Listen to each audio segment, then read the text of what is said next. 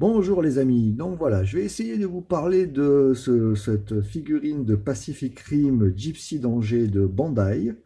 Bandai qui, avec cette figurine, essaye de sortir un peu de ses, comment dire, de ses sentiers battus pour aller un petit peu chercher des petits gadgets hot toy avec des lights, voilà, des choses comme ça. Et on profite aussi pour quand même améliorer beaucoup de choses, question finition et esthétique, qui vous allez voir sont vraiment intéressantes à propos de cette figurine. Alors pour commencer, voilà, la figurine est là. Donc dans la boîte, on a un socle plastique Bandai classique avec l'inscription en façade. On a des mains fermées comme sur la figurine actuellement, des mains ouvertes, détaillées correctement, pas articulées, simple. Petite articulation au niveau du poignet. On a des mains pour attraper donc un accessoire qui est en fait un pétrolier qui sert dans le fil de massue. Donc on a les mains qui viennent s'emboîter, pré-marquées, voilà, et qu'on peut défaire et mettre sur la figurine en position si on le souhaite. Voilà. On a évidemment le support du socle qui vient s'emboîter, comme le fait si bien, hop, notre ami Samuel, voilà, dans son socle. Voilà, voilà. La figurine tient très bien, pas trop la peine d'utiliser le socle. Et on a ensuite donc deux types d'épées. Donc là en version courte, on va dire, non étendue. Et puis en version déployée. Voilà, qui viennent se fixer les deux de la même façon. C'est-à-dire en fait, on vient écarter un petit peu le bras et insérer dans une encoche, voilà les lames, et on voit bien les détails là. Alors je vais essayer de vous rapprocher ça, les détails, partout des détails sur cette figurine, c'est vraiment impressionnant. Voilà, donc on obtient, voilà, on met ce qu'on veut, voilà.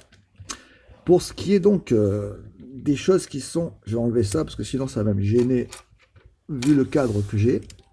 Au niveau de la figurine elle-même, voilà, on a les pieds qui sont voilà, très bien articulés avec pas mal de petits détails pour ce genre de niveau. Alors le genou, c'est l'usine à gaz. Hein. Voilà, on a vraiment beaucoup de choses. Ah, j'ai perdu un petit bout. Hop, évidemment. Hop, on fait le remontage. Voilà, donc on a une amplitude intéressante. Excusez-moi pour le cadrage, mais je vois pas tout bien. Hop. Donc voilà, au niveau de la cuisse, on a ce système là qui permet de faire coulisser, de faire comme si les vérins étaient fonctionnels au niveau de la cuisse. Bon, au niveau des hanches, ben, on a une amplitude un peu moins intéressante. Ça force un peu, donc on va pas plus loin.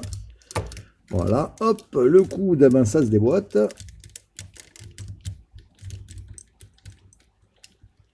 Hop, voilà, c'est remis en place. Niveau, hop, on peut tourner comme ceci, pencher comme cela. Niveau des bras, on a le même procédé ici au niveau des épaules qui permet de faire un petit mouvement mécanique assez marrant. Voilà, ici l'épaule est un peu particulière, c'est comme un petit soufflet. Vous voyez, bon, le mien là, ce côté-là est un petit peu mou, donc je vais vous montrer ce côté-là. Voilà, c'est un petit soufflet. C'est un petit peu limité en amplitude au niveau hauteur, mais en tournant, on peut regagner un peu. Vous voyez, c'est pas. Voilà. C'est pas ce qu'il y a de plus pratique pour la manipulation, mais ça reste quand même une nouvelle façon de voir le fonctionnement de l'épaule. Hein. Voilà, niveau des bras, ben, on a toutes sortes de petits détails. Voilà. Ensuite, on tourne la figurine. Niveau du dos, c'est la même chose. Voilà, on a des petites parties qui sont amovibles ici. Ces pièces-là qu'on peut, bon, voilà, reculer, avancer. Voilà. Hop.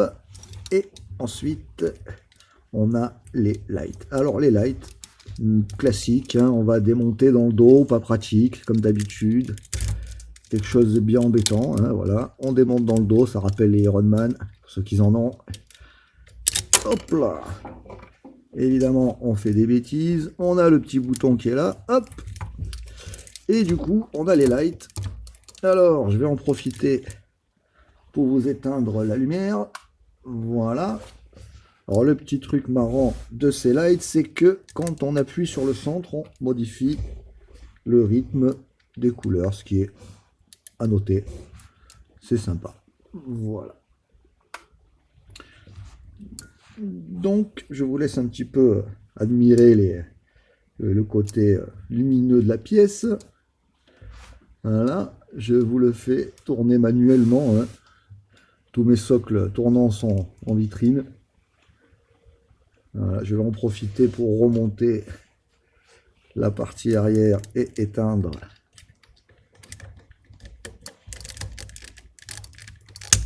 Voilà, on a entendu le petit clips, tout va bien. Ça, ces pièces-là sont un peu fragiles, là, les espèces d'épaulières.